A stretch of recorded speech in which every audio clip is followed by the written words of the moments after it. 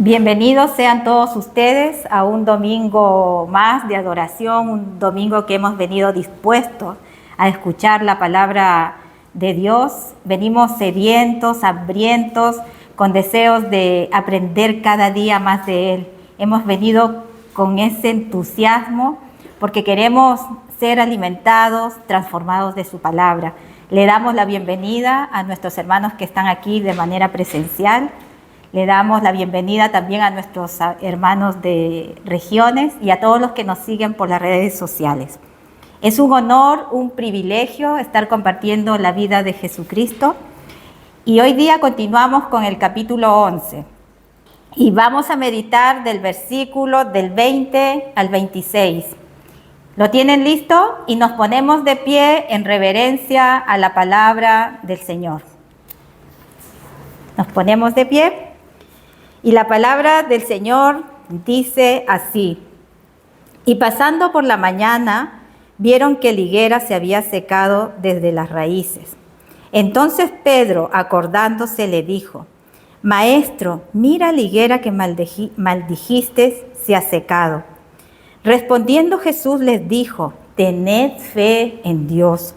Porque de cierto os digo que cualquiera que dijere a este monte, quítate y échate en el mar, y no dudare en su corazón, sino creyere que será hecho lo que dice, lo que diga le será hecho. Por tanto os digo que todo lo que pidiereis orando, creed que lo recibiréis y os vendrá. Y cuando estéis orando, perdonad si tenéis algo contra alguno, para que también vuestro Padre que está en los cielos os perdone a vosotros vuestras ofensas. Porque si vosotros no perdonáis, tampoco vuestro Padre que está en los cielos os perdonará vuestras ofensas. Hasta ahí la palabra del Señor.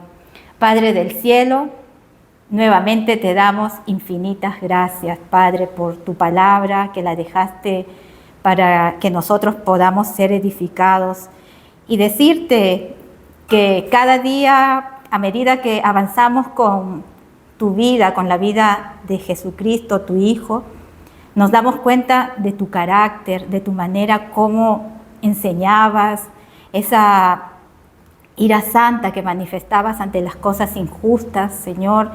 Queremos agradecerte, Señor, por ser un Padre que nos exhorta, que nos corrige, porque necesitamos, Señor, ser corregidos, y gracias por esa palabra que nos purifica, que nos hace ser obedientes, Señor.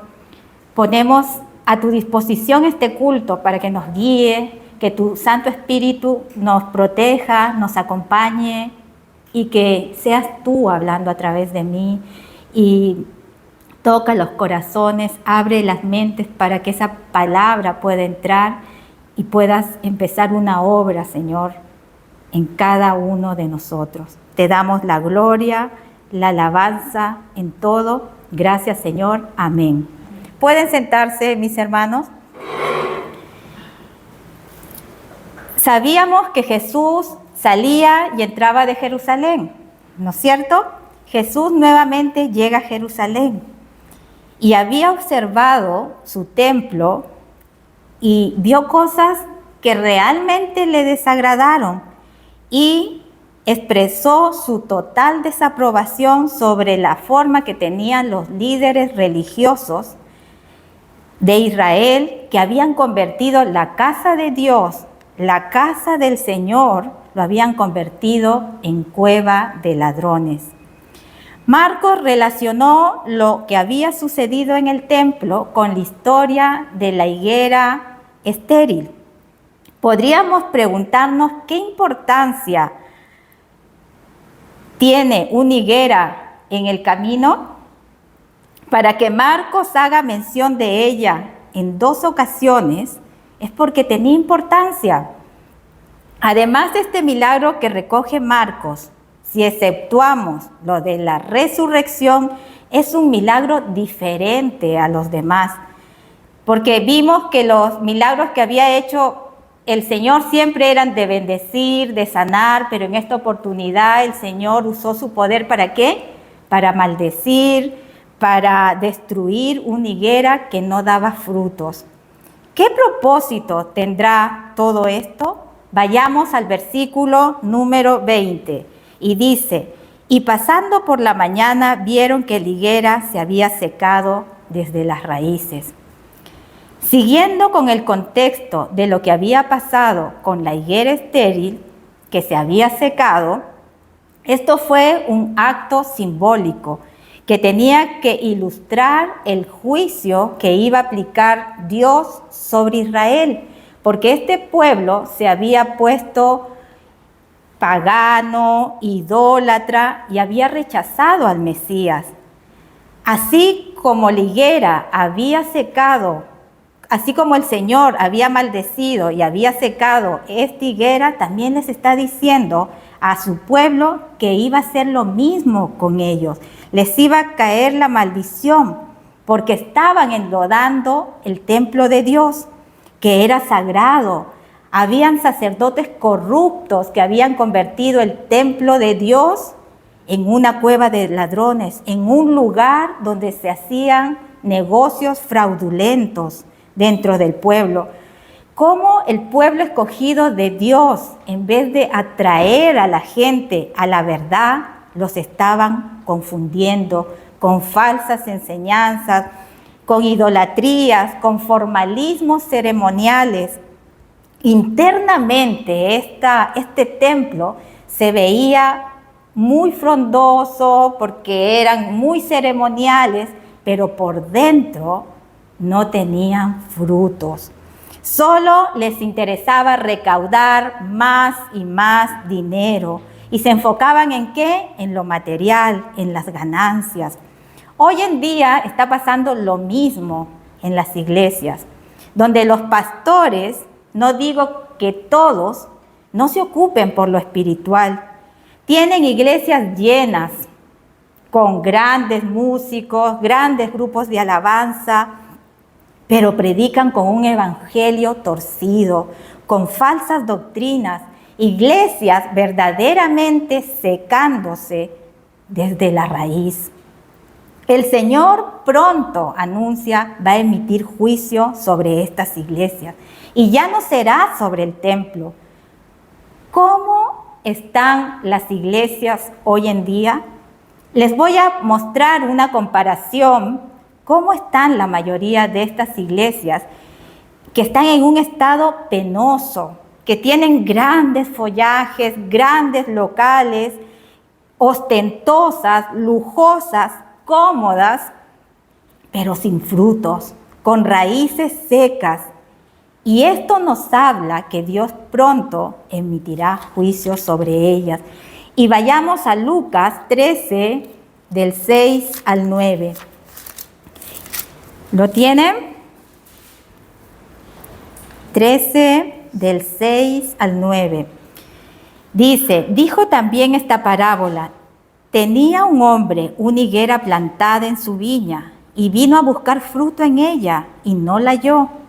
Y dijo al viñador: he aquí, hace 3 años que vengo a buscar fruto en esta higuera y no lo hallo. Córtala.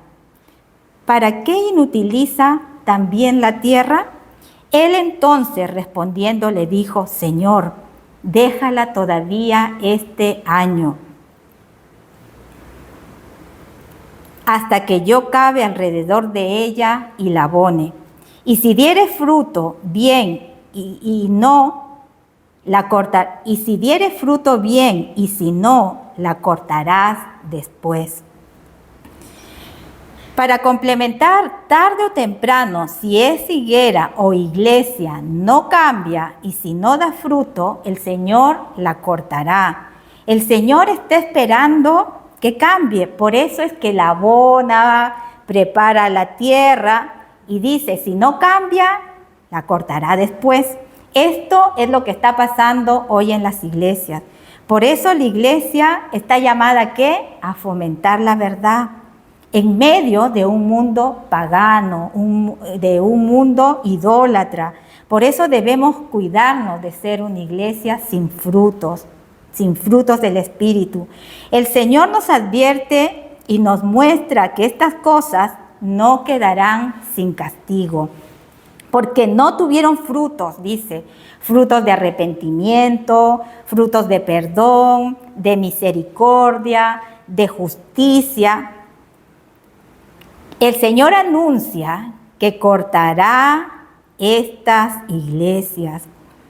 Esto nos enseña que el cumplimiento de esta maldición culmina en el año 70, cuando Jerusalén, ¿se acuerdan? Lo dijimos en el sermón pasado, fue destruida y el pueblo fue dispersado por todo el mundo, que esto se llama diáspora. Pero antes de esto, Dios había entregado su viña a otros. Ya la iglesia pasaba a ser no solo de los judíos, sino que también a los gentiles.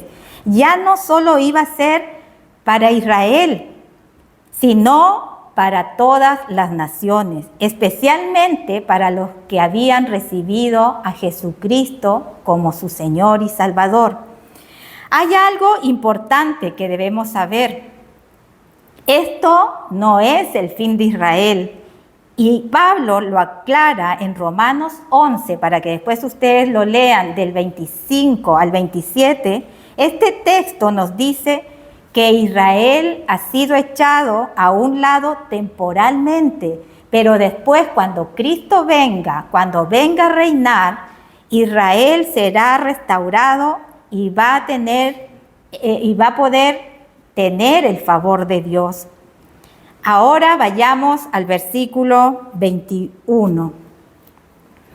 Y dice: entonces Pedro, acordándose, le dijo: Maestro, mira la higuera que maldijiste se ha secado. La higuera se había secado prácticamente en 24 horas, algo increíble, pero en 24 horas. Y esto causó la admiración de los discípulos. ¿Qué observó Pedro? El Señor le dijo: Señor, lo que maldijiste se ha secado, se cumplió lo que anunciaste.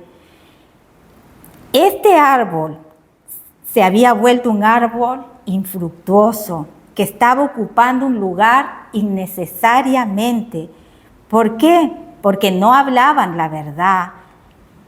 Eran iglesias, templos con falta de consagración, con falta de santidad, sin ningún temor a Dios. Y esto nos hace pensar seriamente sobre el juicio de Dios sobre este mundo y su iglesia. Todos, hermanos, tendremos que dar cuentas ante Dios. Compareceremos ante el tribunal de Cristo y daremos cuenta de nosotros mismos a Dios. Versículos 22 y 23. Y dice: respondiendo Jesús les dijo: tened fe en Dios, porque de cierto os digo que cualquiera que dijere a este monte: quítate y échate en el mar, y no dudare en su corazón, si no creyere que será hecho lo que dice, lo que diga le será hecho. Un versículo medio confuso, pero ahora lo vamos a aclarar. Aquí vemos que Jesús responde a sus discípulos, aunque ellos no habían hecho ninguna pregunta, solo estaban observando, y el Señor empieza a hablarles sobre la fe, la oración y el perdón. ¿Qué relación tiene esto con lo que había pasado anteriormente? Aparentemente parece que no hay mucha conexión, pero si nos fijamos en el contexto que el Señor estaba enseñando a sus discípulos, cómo debían reaccionar al ver tanta incredulidad del pueblo judío y cómo ellos rechazaban a su Mesías. Esto nos da una gran utilidad para nuestra vida cristiana, porque los principios que el Señor puso aquí eran para afirmar nuestra fe en la oración y el perdón. ¿Por qué debían tener fe ellos? ¿Para qué el Señor les enseñó esto de la higuera? El Señor aquí no les enseñó esto para que vayan maldiciendo en todos lados o que estén echando los montes en el mar. Esto no tendría sentido, ¿no es cierto? Ni tampoco era el propósito del Señor. Esto es lo mismo que está pasando actualmente en las iglesias.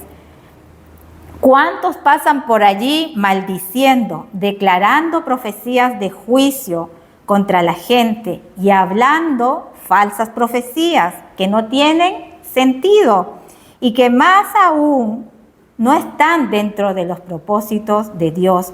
Porque la voluntad de Dios, ¿cuál es? Es que nosotros creamos en Él, que dejemos de ser incrédulos, que nos arrepintamos. Y aún Él está esperando que muchos lleguen al arrepentimiento. Escrito está, no devolviendo mal por mal, ni maldición, sino por lo contrario, bendiciendo, sabiendo que fuisteis llamados para que heredéis la bendición. Segunda de Pedro 3:9.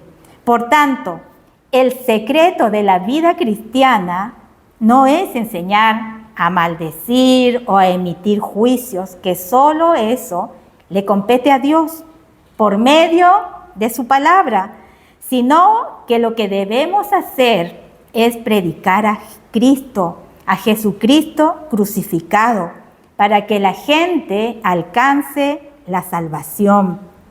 Este es el verdadero propósito que debemos tener los cristianos.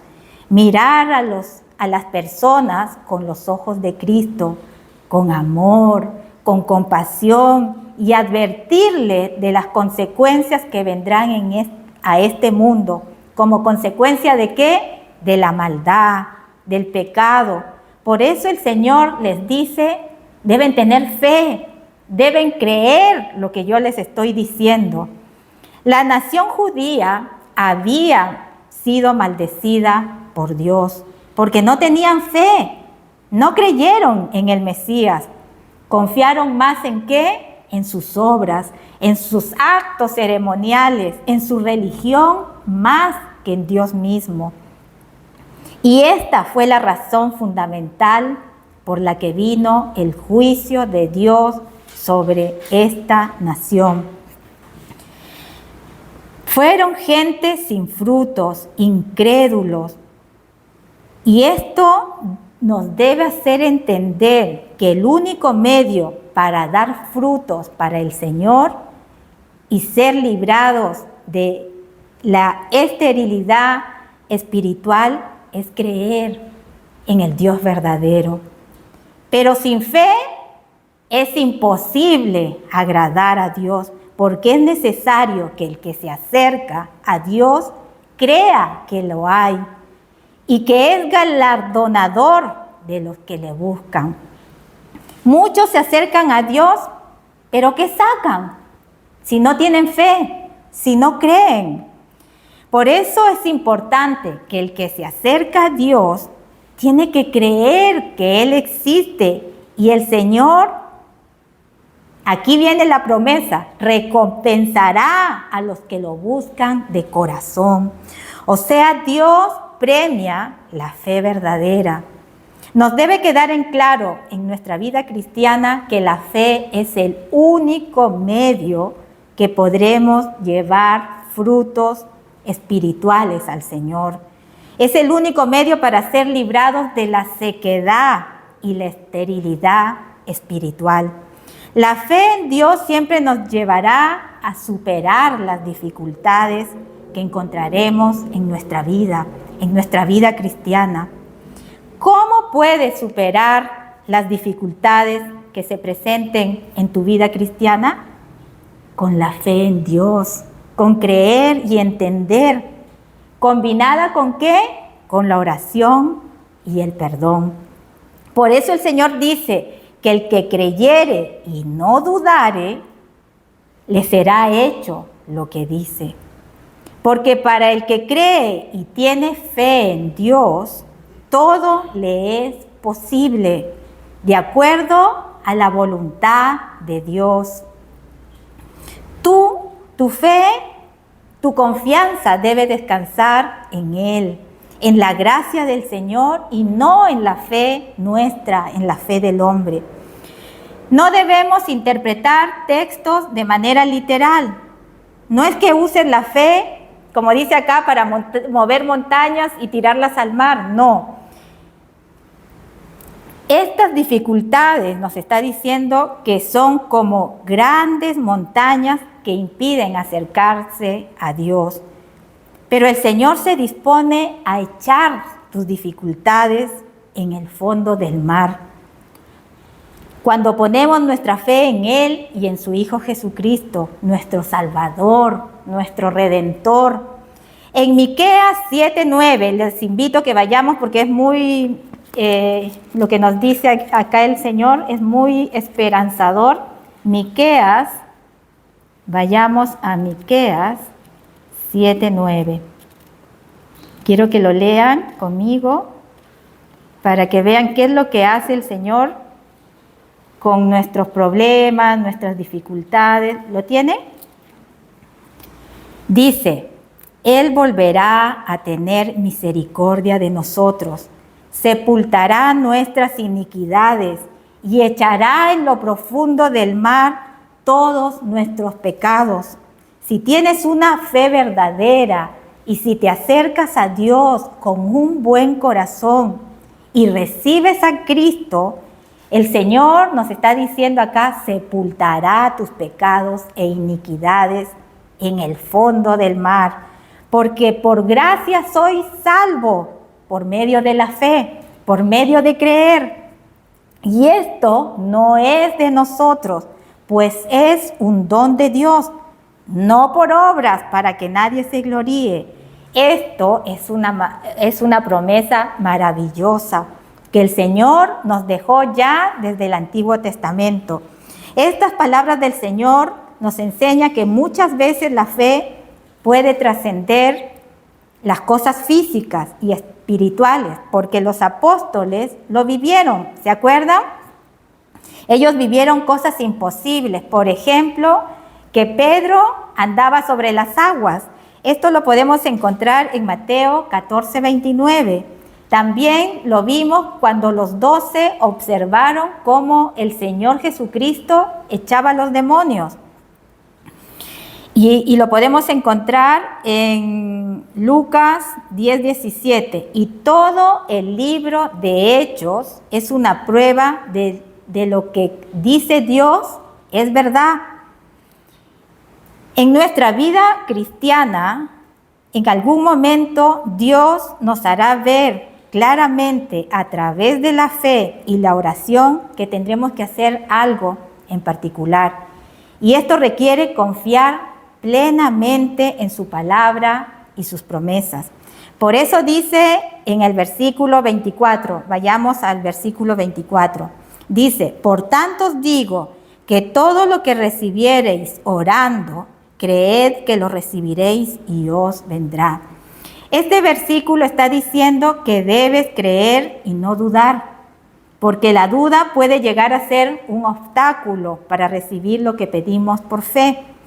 Hay muchos que dicen tener fe, pero dudan en Dios, dudan en sus promesas, incluso dudan de lo que piden. Y esto se manifiesta cuando oramos sin demasiado interés. En Santiago 1:6-8, vayamos porque también este es un texto, un versículo, Santiago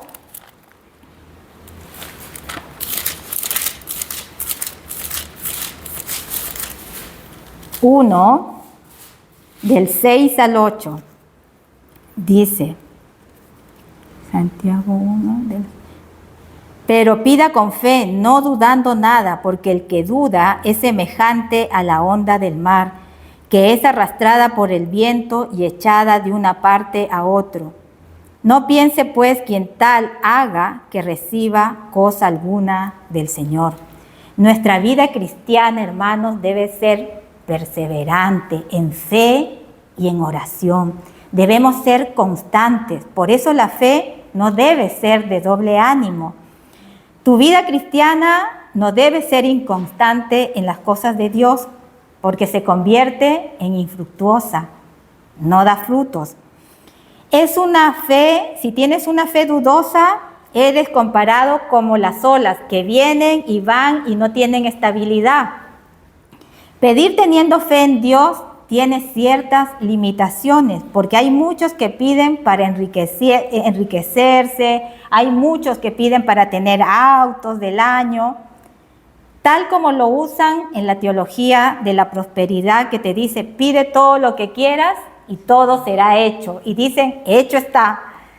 Debemos aclarar que el Señor no nos está garantizando una forma mágica para conseguir nuestros caprichos que se nos antoje. Eso no es fe. Dios no es nuestro sirviente. Pedís y no recibís, porque pedís mal, para gastar en vuestros deleites. Santiago 4:3. Hay algo que debemos entender, que cuando Jesús enseña de cómo mover las montañas en la fe, en el fondo lo que está diciendo explícitamente es que tienes que tener fe en Dios, porque Dios es el que hace que nuestra confianza se apoye en Él. Y esta fe debe ser cimentada en su voluntad revelada en su palabra, que es para nuestra vida.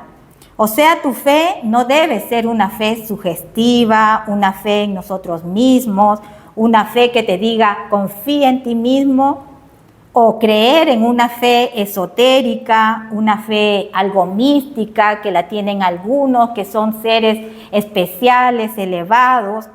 O también hay una fe que es de la atracción, que te dicen enfócate en lo que tú quieres y lo obtendrás. A veces te dicen, piensa positivo, piensa que te va a ir bien, y de repente tú piensas mal y te dicen, no, reprende esa cosa que estás pidiendo mal, reprende y declara que se vaya. Esa no es la fe verdadera. Esto es una mezcla de la metafísica, que la mezclan con el cristianismo, y a veces lo mezclan con la hechicería. A veces te dicen, oye, repite estas cosas, porque tu palabra tiene poder. Repite, quiero tener una casa, hecho está, y eso vas a tener. Visualiza un auto, visualiza una casa y la tendrás. Esta tampoco es una fe verdadera. Hay muchos que no tienen fe en Dios, sino tienen fe en sus propios convencimientos. En sí mismos, se convencen ellos mismos de lo que desean y excluyen a Dios. Dios no está. Por eso nuestra fe debe estar apoyada solo en Dios y su voluntad revelada para nuestras vidas. De esta manera, si llegamos de esta manera a Dios, a suplicarle, a pedir que recibiremos, pero de acuerdo a su voluntad, Dios nos escucha. Dios no escucha a los que piden caprichos, a los que piden deleites. Hay un filtro para que Dios escuche mejor tus oraciones. Él pone un filtro por las que debes pasar tus oraciones. ¿Y cuál es ese filtro? Dice, si permanecéis en mí y mis palabras permanecen en vosotros, pedid todo lo que queréis y os será hecho. Juan 15:7. El requisito es si permaneciereis en mis palabras. Por eso orar con fe no significa únicamente de que estaremos seguros de lo que pedimos, que lo que pedimos sucederá, sino que debemos asegurarnos que lo que estamos pidiendo se ajuste a la voluntad de Dios. Ejemplo, una madre que dice, no creo en Dios porque puso su fe en Él, porque su hijo estaba al borde de la muerte y le pidió a Dios que lo sanara, pero este hijo no se sanó, sino que murió. Esta madre estaba marcada por el profundo deseo de ver a su hijo sanado, pero no fue así. Ella pudo convencerse que su hijo se iba a sanar y iba a vivir. Si ella tuviera fe, debiéramos preguntarnos si esa era la voluntad de Dios, que su hijo se sanara y no muriera. Muchos aplican esta fe sin dejar que Dios tenga la última palabra. Por eso la fe debe estar de acuerdo a la voluntad de Dios. Si Dios lo está haciendo así, por algo es. Por eso muchos cristianos terminan desilusionándose de Dios. ¿Por qué? Porque no les concedió lo que estaban pidiendo. ¿Y qué les entra? El orgullo, la rabia, la rebeldía, porque no eres un Dios misericordioso, no complaciste que eres un Dios malo, y me lo han dicho muchas veces cuando predico, y no, eres un Dios malo porque no cumpliste con mi deseo. Y se transforman en cristianos que quieren dar órdenes al Dios y que Dios debe estar a tu servicio. Y empiezan a tener una fe sin respeto a la soberanía de Dios. Puede que una esposa también, otro ejemplo, esté orando para que su marido se convierta. Puede orar con confianza, con convicción. Puede que el Señor no le conteste porque no es el momento para que él se convierta al Señor. Hay que tener paciencia, debemos seguir orando. Puede también que tú estés orando convencido que es la voluntad de Dios que él se convierte, pero no es la voluntad de Dios para su vida. Y les dice, no es bueno para su alma. Quizás usted puede pensar que necesita eso, pero Dios sabe que no es lo que tú necesitas y que eso no es bueno para ti. ¿Saben qué pide una mujer santa? Pide un hombre santo y le dice, Señor, ayúdame a ser prudente, dame sabiduría para poder tomar buenas decisiones. Dios es soberano en decidir a quién sana y a quién no, a quién escoge y a quién no, a quién le da una oportunidad y a quién no le da. Dejemos las cosas en la soberanía de Dios, porque Él siempre va a querer lo mejor para nosotros. Versículo 25. El Señor nos enseña, vamos a leerlo.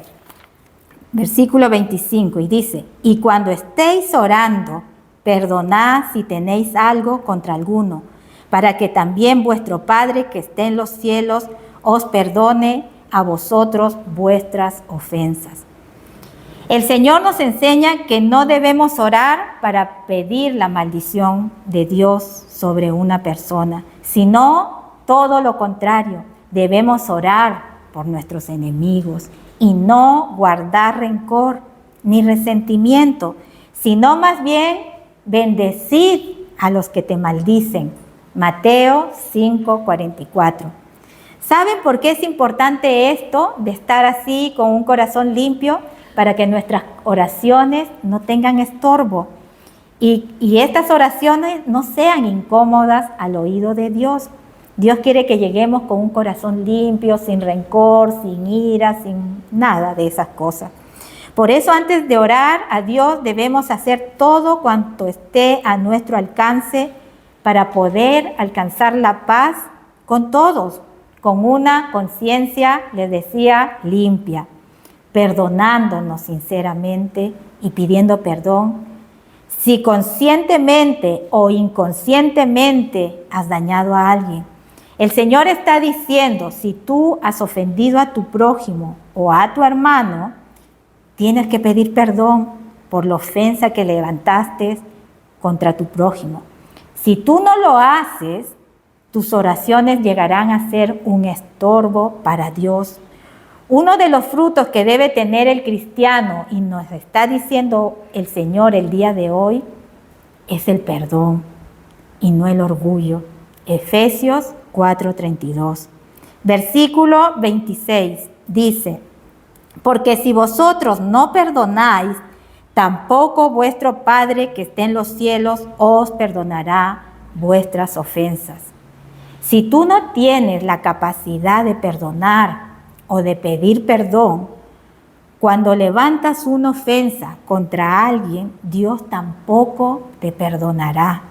El Señor deja claro que debemos perdonarnos los unos con los otros. Quienes nos hayan ofendido debemos perdonar como Dios lo desea. De este modo podremos vivir libres de rencor y tendremos un corazón más limpio para orar.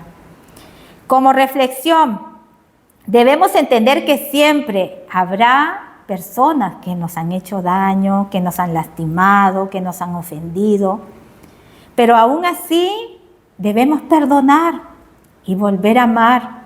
El perdonar y sacar el rencor de tu vida te hará avanzar en tu vida cristiana, te hará mejorar tu relación con Dios. Nunca te olvides que por medio del sacrificio de Cristo en esa cruz de Calvario, tú recibiste el perdón inmerecido.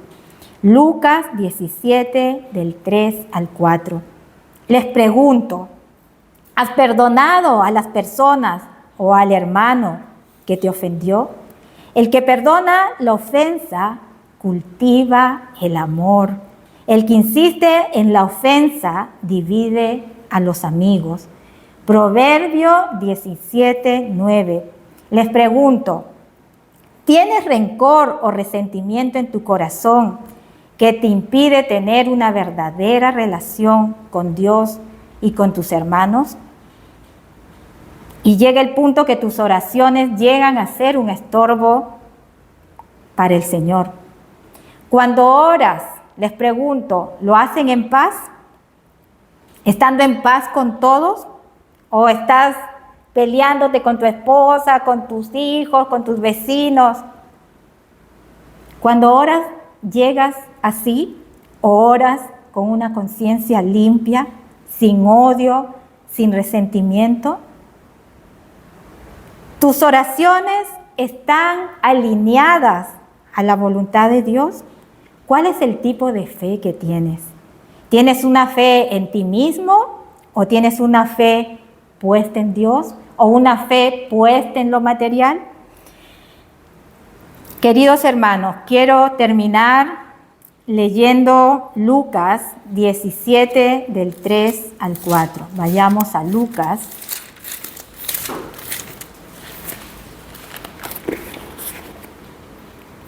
Lucas 17 y dice: mira por vosotros mismos, si tu hermano pecare contra ti, repréndele, y si se arrepintiere, perdónale. Y si 7 veces al día pecare contra ti, y 7 veces al día volviere a ti, diciendo me arrepiento, perdónale. Con esto quiero terminar porque, hermanos, siempre habrán personas que en nuestra vida nos han hecho daño. Y si esas personas vienen con un corazón arrepentido, dispuesto a que tú los perdones, debemos perdonar para conseguir la paz con Dios y que nuestras oraciones no sean un estorbo. Queremos dar gracias a Dios por su palabra y oremos, hermanos. No sé si alguien quiere orar.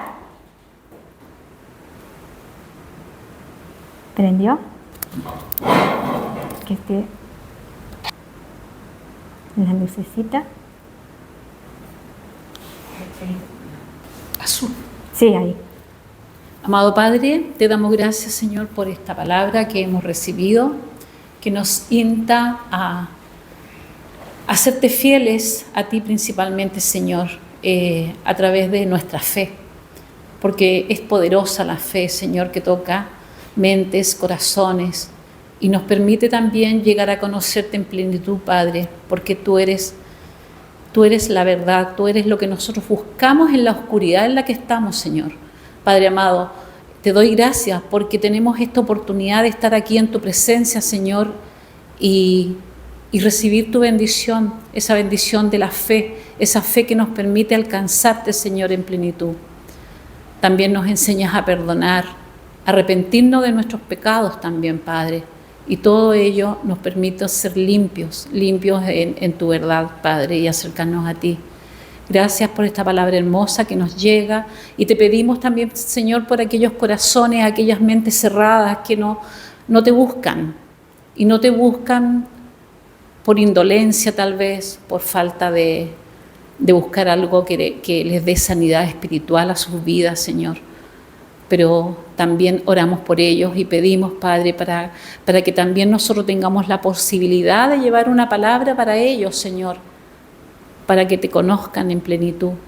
Gracias, Padre amado, porque todas estas herramientas que recibimos domingo a domingo nos permiten, Señor, tener el deber y la obligación de predicar tu palabra. Gracias, Padre amado.